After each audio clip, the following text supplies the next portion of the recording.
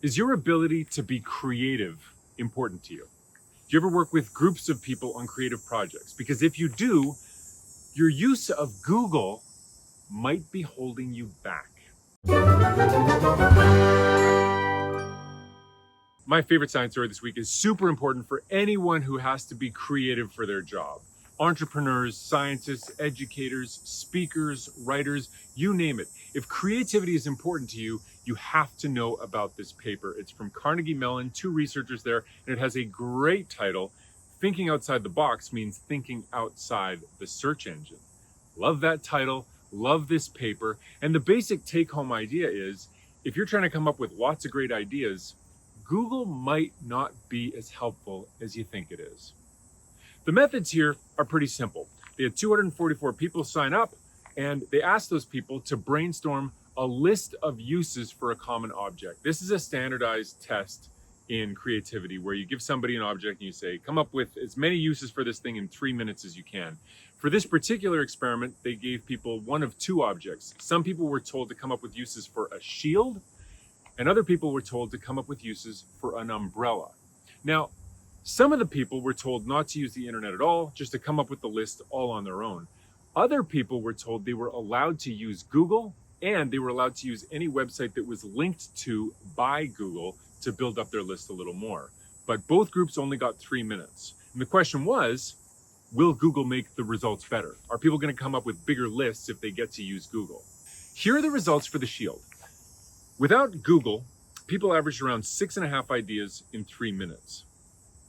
With Google, people did a little tiny bit worse, but there was no significant difference. Basically, for the shield, Google made no difference at all.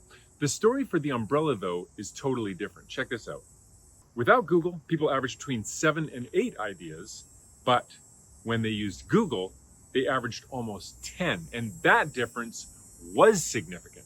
So the obvious question is, why is there a difference between the shield group and the umbrella group? Why does Google help for one and not the other? Well, it turns out it's because of what Google tells you when you ask it for uses. If you ask Google, at least at the time of this study, if you ask Google for what can I use a shield for, it gives you 2 answers. It says you can use it to block things that are going to hit you, which is kind of what shields are for, or you can use it to hit people. That's the only 2 answers that Google gives you, at least in the top of the results. And so Google isn't very helpful. Frankly, you probably would have come up with those 2 uses yourself.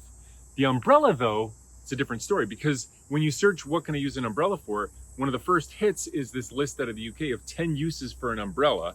And it includes things like, well, you could use it as a parasol to block the sunlight. You could use it for self-defense if someone's attacking you. You could use it to protect your fragile plants against hail. You could use it if you're in a crowd and your friends can't find you. You could hold it up in the air and then your friends can find you more easily. A bunch of good ideas, all laid out on Google, that make it much easier to come up with a longer list in your 3 minutes than you would if you didn't have Google helping. That's why people got a boost from Google. But what makes this study so exciting is that that doesn't scale up. When you have a group of people working together to come up with solutions, Google is ineffective. In fact, it hurts performance. Let's say you have one person brainstorming for 3 minutes on the umbrella idea. After 3 minutes, you have like 9 or 10 ideas to choose from. Fine. But what if you have 2 people who are brainstorming at the same time, and then you pool their ideas? Well, you won't quite have twice as many ideas because the 2 people had some overlap in their lists, but you will have more ideas because there will be unique ones to each of them. So on average, with 2 people, you get about 14 ideas. And if you have 3 people, you get on average 18 ideas. It keeps going up the more people you have. If you have 5 people, you have 24 ideas. And if you have 20 people, now you've got on average 43 different ideas in 3 minutes. 43 ideas, just from pooling the ideas of 20 people. But when you compare the curves between the people who can't use Google and the people who do use Google, that's where the story gets very interesting.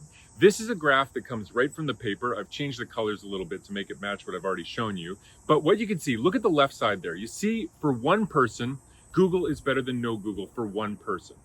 But as you pool the answers and you move along those 2 curves, they start to cross. When you get up above 10 people or so, Google is actually performing worse than no Google. And for a group of 20 people at the far right end of the graph, Google is 7.5% worse. And the reason for that is simple. Google might give you some bonus ideas, but every single person who asks Google gets the same bonus ideas. And so you lose the benefit of having a whole bunch of different people brainstorming together. When we look at the Shield data, we see basically the same thing, except Google wasn't very helpful to start with, and that just continues right up.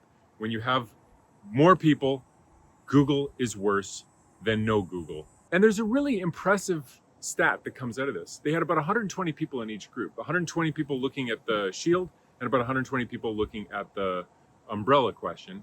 And if you pull their results, for the Shield, you get 78 different uses. Even though the average was only 6.5, you get 78 different uses for the Shield if you have a big group and you pool all their questions. And for the umbrella, it's even better. It was 92 different uses. And so that really drives home the point that a diverse group of people brainstorming can do really impressive work. That's just 3 minutes with a bunch of people thinking about something.